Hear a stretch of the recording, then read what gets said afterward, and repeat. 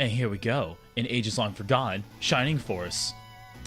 Welcome back to Jump, Dodge, Shoot. It's been a little while, and we missed you. Thanks for coming back. Yeah, how's that going, guys? We're playing through Shining Force again. Well, not playing through it again, but we're continuing our playthrough. We're continuously kicking ass every single day, just doing what we love to do. Yes. Yeah. You know, it's been a while. We got stuck on the fact that Andy and I have very different schedules in our lives. Yeah. Sundays seem to work okay though. Yeah, Sundays do work, but you mean between if we schedule it right, because we got your our D&D, my other D&D, the fact that you had a girlfriend who's now at boot camp, so you might have some more time now. So maybe that'll alleviate way the more issue. time left. Yeah, okay. So just for everybody to know, like my girlfriend is currently in boot camp for the U.S. Navy, and I'm incredibly proud of her, and I miss her like an insane person, and I'm going absolutely crazy right now. I don't think missing her is what makes you an insane person. No, thank you. That's actually much more encouraging. Yeah, you just miss her because she's a girlfriend, and long distance sucks. Yeah, I love her very much, and also, I hope she's doing well. I don't know how to do this, but I'm getting a lot of audio from this, so we might want to turn it down so that. Yeah, that music is stupid catchy though. It is. It's like, but honestly, it's gonna get stuck in all of our heads. Yeah, and then I'm gonna have like really hard time like paying attention to what you're saying in the conversation. Yes. Okay, that kid loves the circus. I think this is the mayor I'm technically supposed to talk to. Wait a minute. I don't know how to turn down the volume. Oh, this song is so catchy. Kenny! Kenny, help! Kenny? Okay. I think I'm supposed to go outside the town now. Kenny. The music is so loud. So very loud. How the heck? What button is that? What are you pushing? Oh no, I'm in combat on accident. Oh no, now the music's even louder, more menacing. Still pretty loud. What do you think, Sam? It's a little bit loud. Yeah, just a little bit quieter. What are you pushing? Oh. Perfect. Yeah, that's good. Oh, hi. Wow. I was probably talking way too loud. It's this episode. I know this, or not this episode, this mission. But which will inevitably come this episode. So you already have some foresight. Probably, actually, it'll probably be multiple episodes because combat in this game takes a while. And those guys, those are zombies that you saw up there. Yeah. And zombies are painful. Like they don't take much damage except for magic, and then they hit like a truck. I have had a little bit of a revelation playing this game with you. This game moves a lot like Dungeons and Dragons does. A little bit. Everyone has like a moving phase, then you have your combat phase when you're within range, and if it's on your turn. So everyone's moving in a circle like we do, and moving like chess pieces. A little bit, yeah. Yeah, that's actually a good analogy for how classic turn-based strategy games used to work. And I think that was the model a lot of games used for a very long time. Video games kind of stopped because people got out of turn-based strategies, with the exception of Fire Emblem being the only successful one, and simply because they have great character development. Well, doesn't XCOM, that alien shoot 'em up game, isn't it also turn-based strategy? It might be. I've never played an XCOM game. I think I'm curious about that game. I keep seeing like little snippets and trailers for the new games coming out and all the downloadable content and all that stuff. They definitely make it look cool. I've just never committed the time because I've got too many other games in my life. Oh my god! On top of the fact that I'm also a very heavy WoW player, and that sucks up a crap ton of time because that's like 6 hours committed every week for raid, plus extra hours for my dungeon group, plus extra hours for just trying to grind so that I can do stuff for my raid, so that I can, like we can all have our food and flasks and all of that stuff. Would you say that WoW's your favorite game right now? I'd say WoW is my most time-consuming game, and it's the game I put the most into as of right now. Mm-hmm. But is it my favorite game that I'm playing? Sure. Yeah. Is it my favorite game, period? Not by a long shot. No, absolutely not. It's just the one I get the most enjoyment out of because I get to live my fantasy of whatever I want to be. In my specific case right now, I get to be a freaking druid, turn into a giant freaking cat, and destroy things. Nice. So as of this moment, of the games you're playing right now, it's your favorite? Yes. Yeah, that's fair. I'm not really playing I don't think I'll that. ever ask you what your number one favorite game is, just because that's such a daunting task to do. Because every game's been different, and every game has treated us in different ways, and we've just growing up in your childhood, you develop in different ways depending on what type of games are influencing you. I mean that in I grew up with the original Spyro games, and so you grow up, and every year they come out with a new Spyro, and you'd be like, oh, it's another part of the story. You get excited for that. So, now, yeah, to determine the number one favorite game, I really don't think that's possible. Now, I will say that if it wasn't for the fact that I'm kind of stuck in a rut with Bravely Default, I would totally call that my favorite. Because honestly, that was a great game, but then it got like super repetitive in playstyle, and I kind of like, I can only put a little bit of time into it at any given moment because I don't want to give away why it's super repetitive, but there are certain aspects about it. It's like, really? Again? I think I'm almost to the end, but I'm not quite sure. I got the exact same way when I played Skyrim for the first time. If you level up in the stupid way that I leveled up, you can become almost invincible by like level 40 or something. It's like just like work only on your heavy weapons and just obliterate people with one shot. And it would get to the point where I would take a mission in the kingdom to further the story, and the mission was like, kill this one mountain lion. I'm like, okay, and you punch it in the face, and the mountain lion disintegrates into its liquid state. You're like way too powerful at that point. So kind of like how I describe the deaths that you guys do in D&D, even though you're still only level 1. I love that you put that much effort into it. It really makes me feel special. Right, but if I'm starting out with you guys being as badasses as you are now, like, there's no real, I don't have any room for you to grow in. You set us at the ceiling with no wiggle room. Yeah, we're already, I mean, literally, first episode of our campaign, first freaking day, guy. Andy specifically, he takes his hand crossbow, crits on the roll, Perfect and 20, literally blows a kobold's spine out its back and pins it against a wall. And then my line was, "Hey, I got your back." Oh, it was as cheesy as it sounds. Oh my it was God. Terrible. It was the worst. It was pretty bad. It was pretty bad. However, our D&D campaign has led to a couple of awesome moments. I came up with a tagline, at least I think I came up with it.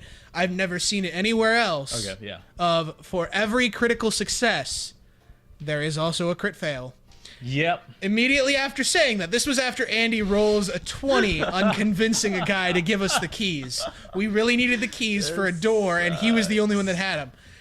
The dude gives him his keys and I think like 20 gold pieces. Andy was that convincing because he rolled a 20. Yeah, what was it? It was like for intimidation. Like I want his keys, so I rolled D20 and I was like, I want your keys. And he gets a natural 20, which for non D&D players that's an automatic critical success. You can do whatever and then you the want. next roll, when I tell him to roll for unlocking the door, he rolls a critical fail, which is a 1 on the dice. So whatever happens, automatically it fails. So what happened was that he put the key in, and it turns out he chose the wrong key. He chose the fail-safe key that when you break it magically breaks every other key on the ring. We literally lost every single key to the door we needed because of Andy's crit failure. Any possible future doors. That was a lot of keys. That was a big-ass key There was ring. a lot of... It was to a whole I keep. was so stoked. I rolled a perfect 20 on my intimidation. I felt like the biggest baller. And I put that key into the lock, and they all turned to sand. They all magically snap. They all snap. Because you went to twist it, and you snapped the one key, and it snapped every other key because it was the fail-safe key. You know what? Whenever the keep is like under it, like you're the guy with the keys, and you don't want the enemy to get closer. You use that key in any door, and it snaps that key, and then magically snaps all the other. I can only imagine if it was like a movie or like a cartoon. It would have been like snap, snap. Snap, snap, snap, snap, snap, snap, like a domino effect. Yeah. And the whole time you're just like, what are you doing? Stop. No. Stop it. Don't. Oh my God, I hate bridges. And this is going to take, Yeah, bridges. They just... Because I can rely on 2 characters right now. Oh, okay. Come on, punch him in the face. Let's keep it moving. Let's keep moving along. Yeah, that's right. No, I've been having the best time playing D&D. And, like, playing Dungeons & Dragons, like, the setup takes a while. You have to, like, get your papers all together. You have to remember, like, what does your character do? What does your character have? Because we play once a week. Yeah, which I think you'll get better at that as the game goes on. Like, I was pretty terrible when I first started. Yeah. And now with my Thursday campaign and my Sunday campaign. I'm doing pretty good. It really all depends on like remembering which set of dice you need to roll when. So I know my character's really sneaky. So if I have to roll for my sneak bonus or something like that, Sneak attack. yeah. I remember. I'm getting to the point where I'm remembering. Oh, I need 2 dice for this. I need the D6 and the D8. Wait, no, he can stay there. I just now that second bat that moved below my character did me a favor. Thank you, Bat. Appreciate it. Gonna kill you. Thank you. You did me a favor. Now I can butcher you and your friend. Thanks, neighbor. I'll kill you later. Kill you later, neighbor. I'll see you later. It's not weird at all. I'm gonna murder the fuck out of you. Huh? Yeah. Andy's getting a little bit murdery. No big deal. I'm trying to get into the spirit of murdering. D&D. No, just get into the spirit of D&D, and that's what I was saying before. It's like it takes a little bit of setup. Takes a little bit of setup, but once you actually shit. Oh, crap. Once everything's set up, you sit down. You kind of get that thought like, oh, this is going to take a while. You know, it's kind of draining almost. But as soon as I start playing, I'm instantly into it, and I'm always like instantly having the best time as soon as we start actually getting the pieces rolling and everything. I'm just glad that you guys like my like DMing. Given all of you are new, so you don't know exactly how terrible of a DM I am. I have no idea what a good D&D is supposed to DM is supposed to be at all. So as far as I'm concerned, you're the best one I've ever had. Incidentally, the only one. Is heal a ranged spell? I can't remember. Is it? I hope. A little bit. Nope. No, it's not. Really? I can only heal the guys next to me. Oh, you're trying to get to your my main character, dude. Yeah. So if your main character dies, it's an automatic game over. Oh, I see. But if anybody else dies, you keep going on. I can keep going and revive them in between chapters. That makes way more sense. That makes the game a little bit more personal. Yes. I mean, it's not like... So I don't have a permadeath feature in this game. And that's just because back in these kind of games, like this specific style, permadeath would be too hard. It makes sense for like Fire Emblem to a certain degree, even though it's still pretty damn hard when you lose a character and therefore have to start your whole chapter over, or proceed without them, like the hardcore of hardcore. I personally can't do that. No. I will just start the chapter over. I know there's some people that are like, oh, I'll just continue on without them. Well, especially in the new games, specifically with Fates and with oh holy shit, he attacked twice. Whoops. I should probably consider moving my centaur out of the way. Guess I'll move. Oh, thank God. He woke up, but he lost his turn for it. I've definitely done that a couple of times. I woke up, but I can do nothing for the rest of my day. God, what's the name of the Fire Emblem that saved the Fire Emblem series? Oh, don't ask me, dude. I have no clue. Oh, God. Well, either way, the most recent two, if you lose, especially like if you lose any of the parent characters, well, now you've lost parent characters, which means you're losing out on their super powerful kids. Oh, that's right, because you can account for the future events, too, in a way. Yes. I gotta play this. It sounds fascinating in that you can actually do that, but I have no frame of reference to know what you're talking about. Yeah, well, I mean, you've never played any of the games, so it's time cool. Travel is an aspect of the game? Yes, to a certain degree. It's kind of hard to explain without giving away like too much, but I imagine it's also difficult to explain while you're playing a different fantasy game. Yes. Similar in genre. This might be a mistake, but I need to heal my main character. Do it.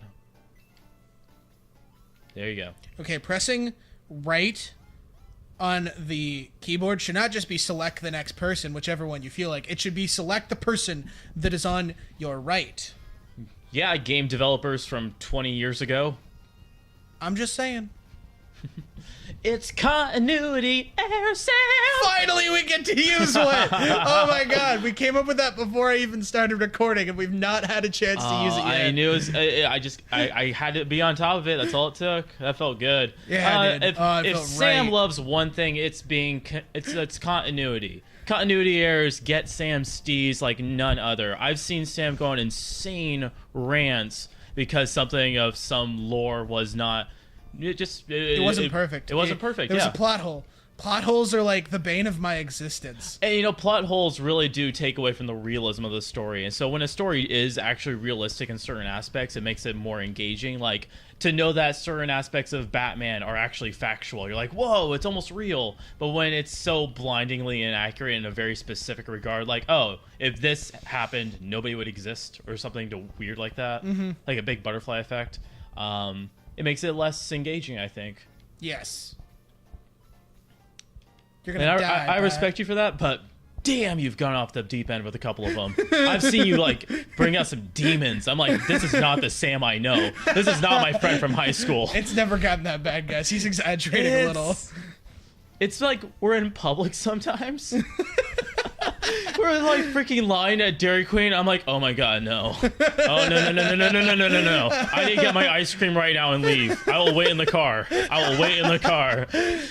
I think he's exaggerating still, I guys. look at that poor like cashier. I'm like, he likes this thing. I don't know. Hey Sam, guess what? What? In the Netflix hit series Stranger Things, there's actually a D&D monster that they're constantly fighting. Oh yeah? The Demogorgon. Huh. And that's the reason why you should watch that show. That's why it's one of the reasons why everybody should watch that show. And it's time to end this episode of this show. We are out of time for today, but thank you for tuning in. I really appreciate it. Thanks, guys. Have a good one. We'll see you tomorrow. Yeah. With more Shining Force. Oh, we're doing Do This. Okay, bye.